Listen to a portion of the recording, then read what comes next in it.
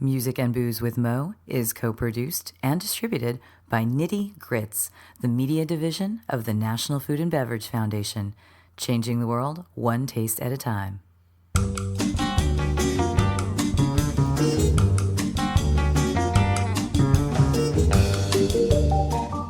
Welcome to Music and Booze with Mo.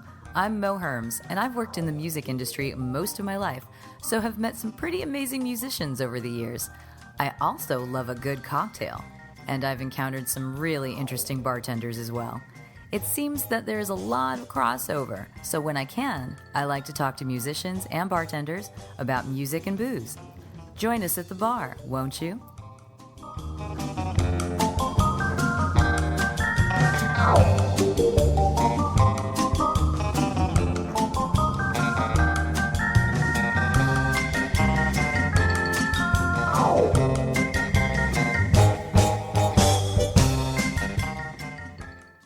Music and Booze with Mo is brought to you by The Mermaid, a cozy neighborhood bar with an aquatic flair in the Little Tokyo area of downtown LA.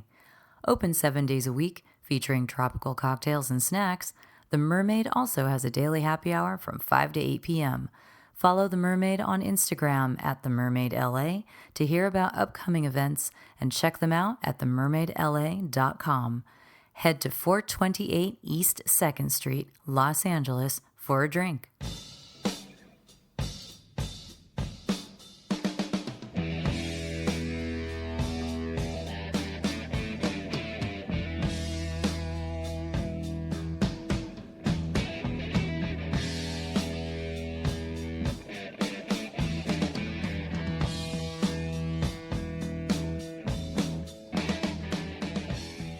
On this episode, I am so pleased to be able to sit and chat in a loud West Side bar in Los Angeles, of course, with Gaby Mlynarczyk. She started in England, made her way to New York, finally came to LA where she was for 8 years, and now she's heading back to New York. So I'm glad we had her for a little while. She left an imprint on such spaces as Accomplice and Birch here in Los Angeles.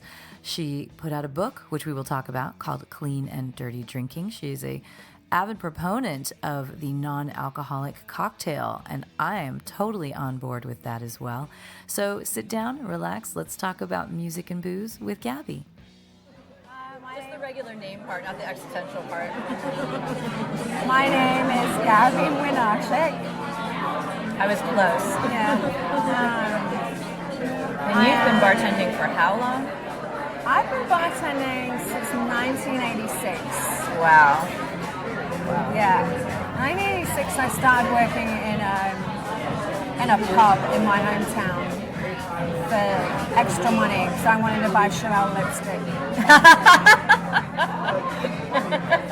I was in fashion school. Oh yeah? Fashion school. Really? And I wanted to fit in with everybody else, and everyone's like got all this cool like vintage stuff, and my dad was giving me still an allowance, and he wouldn't let me buy any vintage stuff on my allowance, so I had to start working.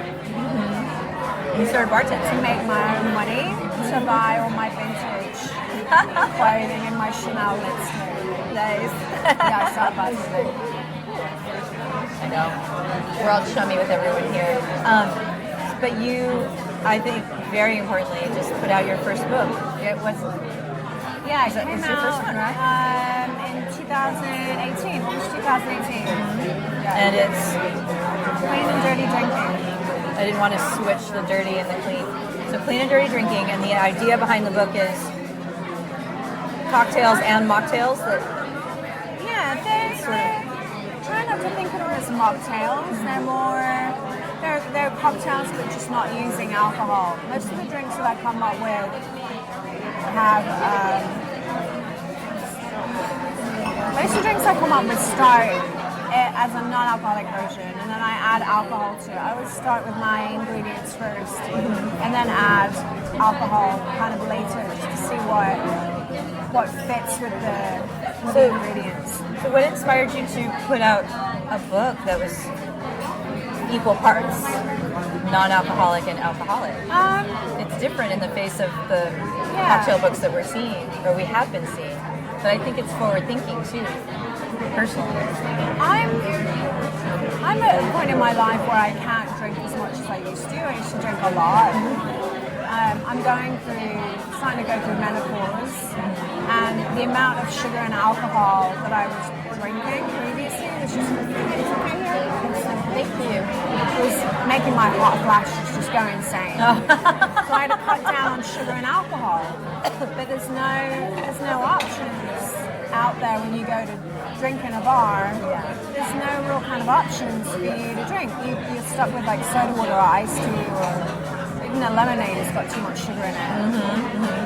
And I know I'm not the only person that was missing out on kind of the fun aspect of going out. Oh, absolutely not. I have sober friends who still want to go out with their friends. Yeah. And when they get there, it's the same thing. So the you're options ostracized for being a part of the fun. Yeah.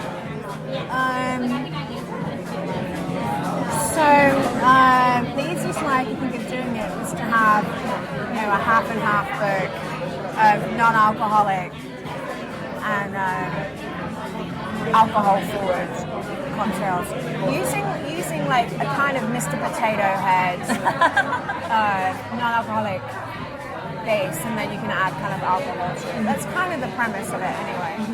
And then I wanted to make sure that all of the ingredients that I was using were in some way beneficial, like turmeric or parsley or whatever it is. One of my favorite things about your social media is when you do your dump stills. Dump sink. Dump sink. Yeah. I was going to say dump sink, and then I thought, well, they're always still life of the dump sink. Dump sink still live. There, Yeah. see, that's exactly it. And it's basically the sink with all of the used ingredients dumped in there. It's full of vegetables. It's it's the most colorful garbage, like post-treat garbage. I think so too. Yeah. And all compostable. I think. All compostable. Yeah. So for the most part. You're someone who I think Hope Ewing once said about you. I always love Gaby's drinks because she'll go to the farmer's market and grab things and then make amazing drinks out of them. That's so what it's I almost like healthy drinking. Yes. In a sense. Yeah. And that's kind of the premise of the book. Like, obviously there's no such thing as healthy drinking when you're drinking alcohol. But if you're going to put something in your body, at least have it be... Not all bad. Not all bad, yeah. What got you on this path? You've been creating beautiful drinks for quite some time. Beautiful, like, farmer's market kind of drinks. I think I only really started in LA. Yeah. Because the farmer's market is so bountiful. I wasn't really mixing drinks in New York because Marjorie was the general manager of a couple of restaurants and bars out there. So I wasn't really behind the bar and getting creative. When I moved out here, salaries for general managers are really low. I could make more money as a bartender, so I decided to go back to bartending. And I wanted to grow the business of my bar, so the best way I knew how to do it was to go to these like beautiful farmers markets, pick up all this amazing produce and start making something out of it. That's kind of how it all started. And all of the places I've ever worked in, they never really gave me a budget to create, to create cocktails. They wanted everything done in as cost-effective a way as possible. So a lot of my stuff I was snagging from the kitchen. So that sort of their leftovers in a sense of what they were working with as well. Yeah. So it wasn't kind of affecting their costs. And making my own mixes from stuff I found in the kitchen, kind of going from there. So we were talking before, and we'll talk about this more. You're about to move back to New York. Yeah. And I remember my early memories of New York when I first started going there was in the 90s, and produce was scarce, right? At certain times of year. But I know things have changed. There's a lot more, say, rooftop gardening or indoor gardening and all this kind of stuff. Have you scoped out the possibilities of this kind of creativity? You know, what do you think? The farmers markets are decent in New York. I went shopping there last summer when I was doing a pop-up for clean and dirty drinking to promote it. There's some really good stuff, but obviously the season's very short because it gets old pretty quickly. But there's a hydroponic grower down in Tribeca called Farm One, and they have a vertical farm that's based in a cellar or a basement of a building down in Tribeca. So that's probably like going to be my main source. I'm assuming I get to the point again where you're doing that sort of thing. So, okay, well tell us then, let's roll back into your cocktail history then. Tell us, like, you got started because you needed lipstick. And how did you get to this point? It doesn't have to be blow by blow. It's just it's always nice to hear the journey because you're an amazing creator of cocktails. You know, to have gotten to this point is really interesting. So I was in fashion school, and that's, I think, where I started kind of getting super creative. Fashion industry is all about taking a classic item, like a dress or a pair of pants or a shirt, taking it apart and putting it back together in a different way. And that's kind of how I approach drinks, and I think that's why it translates so well. You take a classic cocktail, take out all of the elements, look at them and see how I can recreate a drink using slightly different ingredients and make it a different way. So I was in the fashion industry for a while and I ended up hating it. It's kind of soul destroying. I went back to art school and supported myself through art school, bartending in New York. And just like doing, standard bartending, nothing crazy. And then I ended up being in charge of a bar and restaurant in New York, in Nolita, and I was introduced to Lynette Morero and Jim Kins back in I think 2007 or 2008, I can't remember now. And they helped me with the beverage program. I hired them to come up with a kind of classic cocktail beverage program. And that really inspired, I think, everything that I do now. That was the first time you really got to use that creativity. Yeah, and like I said, I wasn't really the one that was making drinks at that point. My bartenders were making drinks at that point. I had Yael Bengroff behind the bar when she was like barely 21. Her career is so long for someone so young. Long and storied. I'm just like, were you bartending when you were 12? She's super talented, and then Alex Day worked for me for a little bit behind the bar when he needed shifts, so he gave me a couple of shifts. And they were the people that were actually making all the interesting drinks. I was just like running the bar, but I think I got really inspired by all of these people getting really creative. So when I had a chance, I wanted to do my own version. So when you got to California, then it was finally absolutely. Like I said, I wanted to somehow set my bar apart from everything else that was going on at the time, and the best way I could think of doing it is to use all of this like beautiful farmers market produce that at that point not a lot of people were using. We were still very much doing a lot of classics.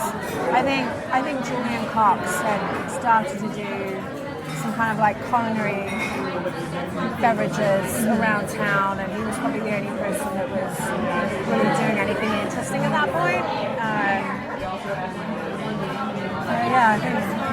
So I have to ask, I brought it up before, but in looking at your blogs, your web posts, or your website, which is it La Loving Cup? Or is it it's just Loving Cup. It's just Loving Cup? Yeah. Okay, for some reason I have the La. I had to put La in front of it because Loving Cup was already taken. Okay. Oh, is that on Instagram then? Yeah. It's La Loving Cup? So Loving Cup online for the website, and I had looked through there, and it was so fun.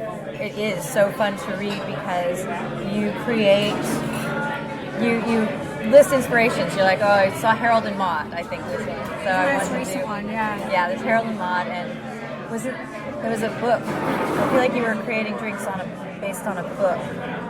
I've got a few. Or maybe it was I have from a few. Shakespeare. Yeah, I've got a few of them. At least. Stuff like that. Yeah. And of course, because this is music and booze, one that sticks in my mind right away was a Grace Slick drink, or maybe it was White Rabbit or Jefferson Starship. So of course I have to ask about how often has music turned up in your beverages in that sort of way? all the time. Yeah. I think one of the first drink menus I ever made was all the drinks were named after rock songs. After rock songs? After rock songs, Oh, yeah. I grew up in remember? the 70s and the 80s and was big into Led Zeppelin and Fleetwood Mac, Jefferson Starship, that kind of stuff. Yeah. What kind of drink do you remember? Like what some of these drinks were like? Did they match the personalities of the bands? Oh my God. Or did they just have like... No. You're like, this is a great line, I'm going to make a drink. I mean, one of my drinks actually, I remember it was named after a Nina Simone song, Cinnamon. And it was like a bourbon smash with Earl Grey tea and mint. It was super simple, but we sold so many of them. But you're like, Nina gets this one. Said, Lord, Lord, hear me praying, Lord, Lord, hear me praying, Lord, Lord, hear me praying all on that day. Said, a man, you ought to be praying, said a man, ought to be praying all on that day. I cried, power.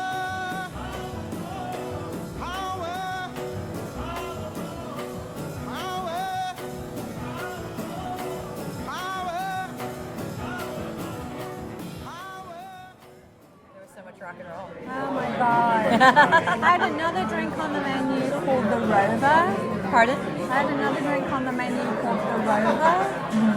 After the Led Zeppelin song. Oh, okay.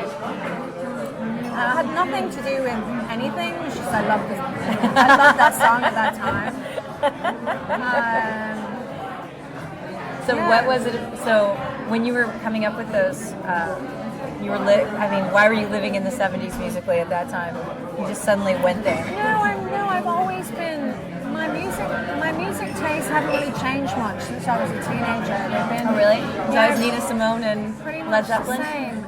I think Nina Simone came in when I was around 18, 19, but as a teenager, like 13, 14, 15, I was crazy about Fleetwood Mac and Led Zeppelin. And then I got 16, I was kind of Pink Floyd, was in there a little bit, and then Nina Simone appeared in my life around like 18, 19. And was it musically, or did you learn about her too? She's very inspiring, and you're someone who definitely like one thing. And you're writing because you also write for Liquor.com. You contribute to various other publications. Yeah. And I appreciate that you take up. I'm not going to say take up the cause, but you know, you speak. I see that you often speak for a voice that isn't being represented. You know, you're writing about women working in the industry where they may not be written about quite as much, and that sort of thing. Yeah. So knowing that you like Nina Simone, that makes me think of all the work she did, you know, for civil rights during her time. Yeah. You know, she was a strong black woman who was just standing up and just telling everybody. Yeah. So I just wondered if you looked into her at that time. I had. So I started reading Maya Angelou around the age of 18, 19. I got really into Maya Angelou. And that's kind of where I discovered Nina Simone and Billie Holiday. Because she had these friendships with these women. And so I wanted to find out what their music was about. And just the poetry of the songs was just really compelling. And you have Joni Mitchell on your arm. Joni Mitchell is on my arm. Yeah, sure. Joni. Was Joni like when you were young, was she one that came to you, or did you find her later as well? No, I found her later. I wasn't really into Joni and the Rolling Stones until I was maybe in my 20s. Joni I discovered actually living in New York in my 20s. I was madly in love with a guy who lives in San Diego now. It's crazy about him. He's beautiful, but It just like a happens. shithead. Yeah. You know, total shithead. I've told you about my ex. Yeah, we all have them. And I was just obsessed with this guy, and he just kept emotionally. Oh, it's not us. Emotional abuse is pretty much all I can say. What I was getting from this guy. And so the song "Case of You," I would play it over and over because the words just meant so much to me at the time. And I think at some point I got this tattoo as a reminder to myself that he could do whatever he wanted to, but I would still get back on my feet, kind of like a fuck you to him. Yep. Lou is a Do good. you worse, motherfucker. Yeah, right. I'm still standing. It's pretty much. Lou is an amazing.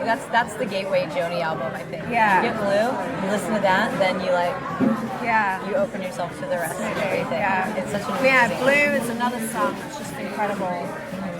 So when you moved to California, did you have to make the Laurel Canyon pilgrimage? Just drive around up there? No, I actually lived in Topanga. I've lived in LA twice. First time was in 2000 to 2001. And I lived up in Topanga on a horse ranch. Oh wow. I was trying to teach myself to play guitar and sing the whole and be thing. a Joni. Yeah. Yeah. Was she at Topanga, not a Laurel Canyon? No, she was in Laurel Canyon. Yeah, I always thought she was in Laurel Canyon. Yeah, You know, no. with like the Eagles But and she everybody else. sang about. She sang about Topanga. She sings about California. Yeah. And not just the song California. Yeah, and I think because of Joni Mitchell's music, primarily one of the reasons that I moved out to That you came out here. in 2000. Yeah. So I wanted to ask you about the non-alcoholic cocktails because when you put out this book, you know, we were talking about the idea of inclusion and still being able to go out and have fun. The first time I remember really feeling like I'd gone out and seen good non-alcoholic cocktails on menu was in Paris a couple years ago. Yeah. And I was with a girlfriend. She was staying there for a month and she was letting me stay with her. So I was just out there for a week. And Last call for happy hour. Did you want anything else from this menu? we're good. Thank you. That's what editing is for. I was out there and she wanted to know what I wanted to do. And I said, well, I want to go to a bunch of bars. I want to do other things too, but I want to check out these bars. Yeah. You don't have to go with me. The reason being, she was celebrating her 25th year of sobriety while I was there. And I did not, in case you're listening, Rinda, shout out. I did not want to be dragging her to bars, you know, during this. She said, she's like, Mo, I've worked in the music industry for like 18 years. I've been around people doing blow, and I'm fine. It's okay.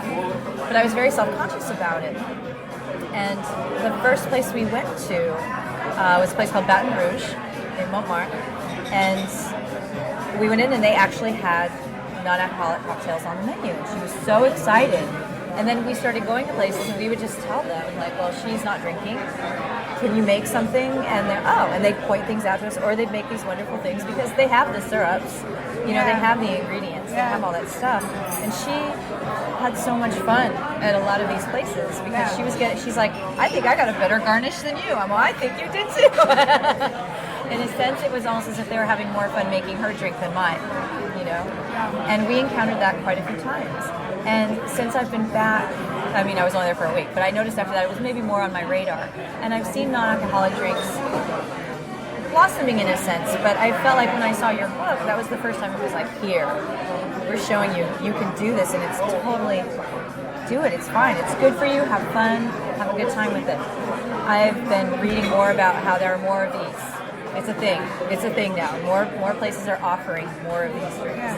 So, what's your opinion on this? It's like you brought it out there, but is it a movement now? Do you think it's something that people are latching on to? Or I think the time of drinking heavily, as we were in like the late 2000s to about maybe up until 2015, 16, is over. Why is that? I mean, I think a lot of people are smoking weed or eating edibles, and they've got, they get a different high from CBD and THC and stuff like that. And so they don't really need the alcohol to take the edge off. And obviously, when you drink, you have to invest in a certain amount of recovery period, whereas when you're doing pot or CBD, you don't have to invest in any kind of recovery period. So I think there's always going to be alcohol, there's always going to be cocktails. But it's a shift.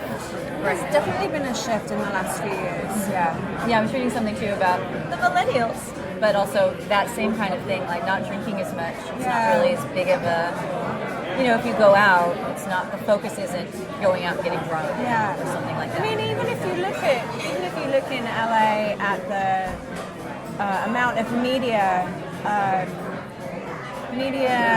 time that's spent now on drinks and cocktails, it's diminished like considerably compared to even 3 years ago. Because there's been like I said, there's definitely a shift. Whether people are just not interested any longer, or whether everything's been done before, I'm not quite sure. But I mean, how much can you write about? I don't know. How much can you write about cocktails? Right. I don't know.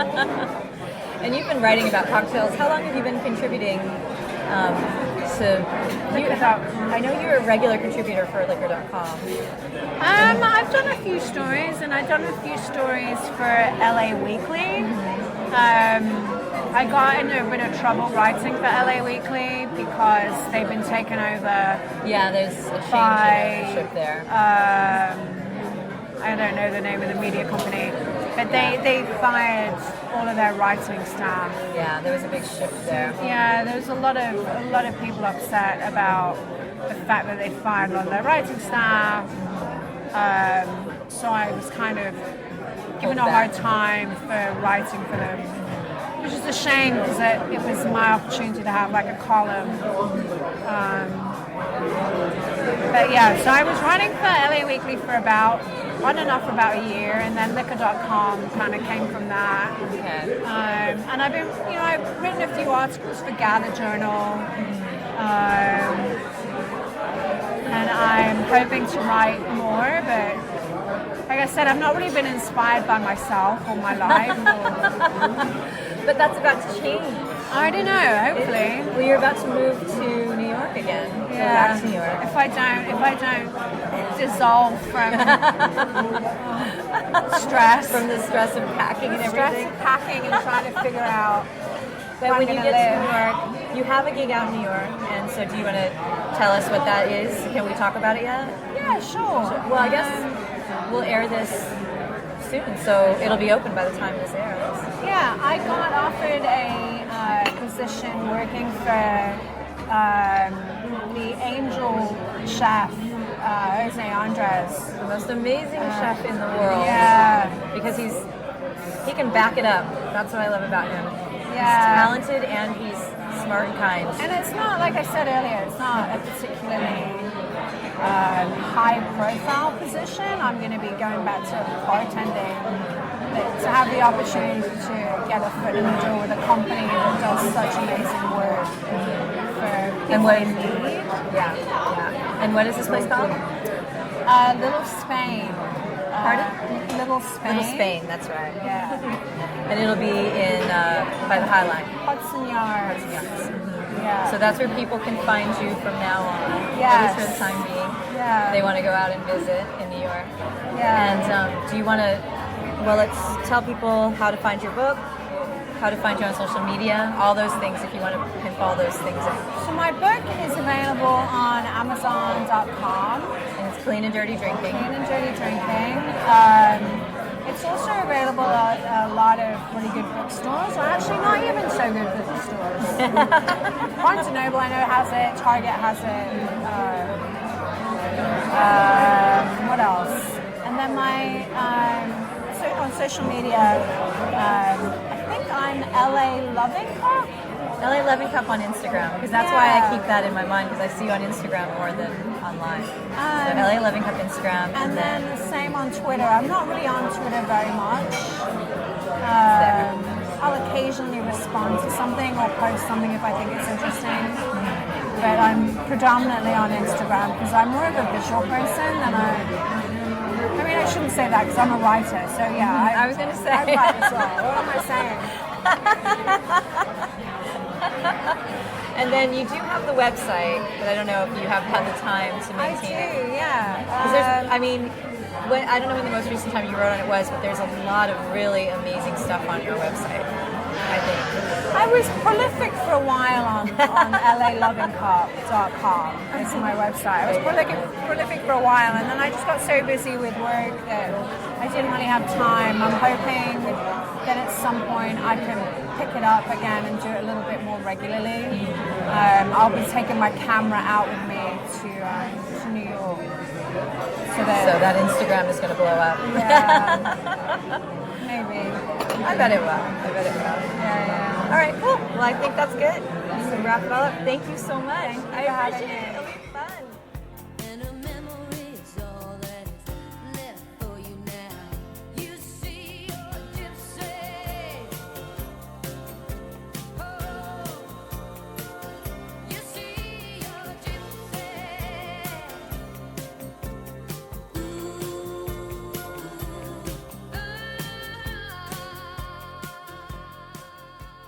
So wonderful to get the opportunity to chat with this inspirational woman in the cocktail world.